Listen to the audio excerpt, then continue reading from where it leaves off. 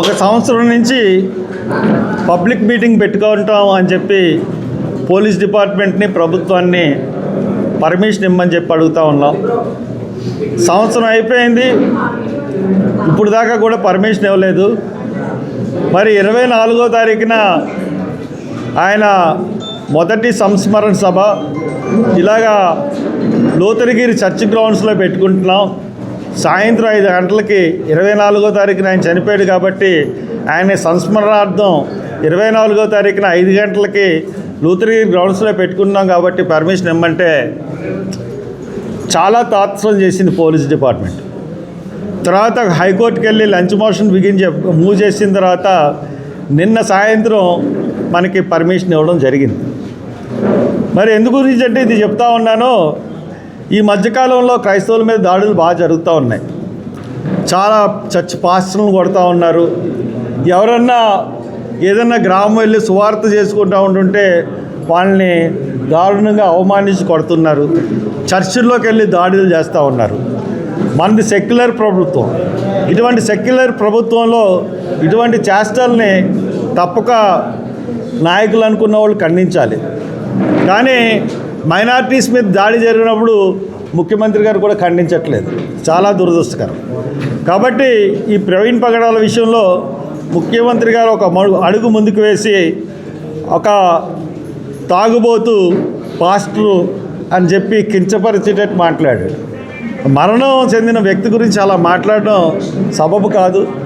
అయినా దాన్ని ఆయన విజ్ఞతకే వదిలేస్తున్నాం. ఆయన ఎందుకు మాట్లాడంటే కోర్టులో ఈ సబ్జెక్ట్ ఉంది కాబట్టి కోర్టులని ప్రభావితం చేయడానికి మాట్లాడాడు. అక్కడ మనం చూసుకున్నట్లయితే ప్రవీణ్ పగడాల ఎందుకు మనం హత్య అంటున్నామంటే ఒక యాక్సిడెంట్ అయిన వ్యక్తికి మన అకౌంట్స్ తీసేరు, అదేవిధంగా ల్యాప్టాప్ తీసుకెళ్ళరు, ఐప్యాడ్ తీసుకెళ్ళరు, ఇవన్నీ జరిగినాయి. అంతేకాకుండా అతన్ని వాళ్ళు మేము హత్య అని చెప్తా ఉన్నా కానీ వాళ్ళు ఏ రిపోర్ట్లు బయటపెట్టి కనీసం FSL రిపోర్ట్ కానీ అటాప్సీ రిపోర్ట్ కానీ ఇప్పటి వరకు పోలీసులు రిలీజ్ చేయలేదు. అంతకన్నా దారుణం ఏంటంటే ఈ రోజు వరకు కూడా వాళ్ళు సంవత్సరమైనా కానీ ప్రభుత్వం తరఫున మరి అఫిడవిట్ అన్నది కూడా కోర్టులో దాఖలు చేయలేదు. మేము 5 లక్షలు పిల్లికి కట్టమంటే మేము కట్టాం. 5 లక్షలు కట్టిన తర్వాత ఈ రోజు వరకు సంవత్సరం అవుతున్నా రేపటికి ఈ రోజు వరకు కూడా గవర్నమెంటు దానికి రిప్లై ఇవ్వలేదు. కోర్టు అడిగినా మీ గవర్నమెంట్ రిప్లై ఏంటి, గవర్నమెంట్ ఇది ఏంటంటే వాళ్ళు కౌంటర్ అఫిడవిట్ వేయకుండా ఇప్పటి వరకు తాత్సరం చేస్తున్నారు. ఇవన్నీ చూసుకున్నట్లయితే ప్రవీణ్ పగడాలది ఖచ్చితంగా హత్య అన్నది బలపడుతూ ఉంది. అందుగురించే సెక్యులర్ వాదులందరూ కూడా క్రైస్తవులే కాదు సెక్యులర్ వాదులందరూ ప్రతి క్రైస్తవుడు ప్రవీణ్ పగడాల గురించి ప్రార్థన చేసిన ఎంతోమంది ఆడవాళ్ళు ఉన్నారు. ప్రతి ఒక్కరికి నేను పిలిపిస్తున్నాను, ప్రతి సంఘానికి పిలిపిస్తున్నాను, ప్రతి ఒక్కరికి పిలిపిస్తూ ఉన్నాను.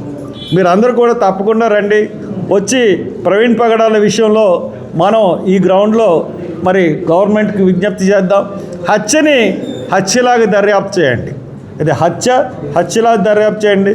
మేము ఈ మీటింగ్లో ఏ మతాన్ని కించపరచం, ఎవరిని కించపరచం. ఆ హత్య గురించి అడుగుతాను తప్పితే ఇంకొకరిని కించపరిచే ఉద్దేశం కూడా ఇప్పుడు దాకా లేదు. మేము ఎవరిని కూడా అనుమానించలేదు. పోలీసులే చాలామందిని తీసుకొచ్చి విచారించారు తప్పితే ఎవరిని అనుమానించలేదు. ఈ సభ చాలా చక్కగా జరుగుతుంది, సజావుగా జరుగుతుంది.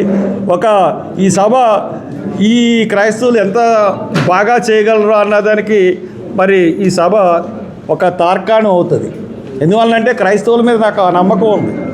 నేను క్రైస్తవుల తరపున పోరాటం చేస్తూ ఉన్నాను. ఒక కాంగ్రెస్ లీడర్గా నేను పోరాటం చేస్తూ ఉన్నాను.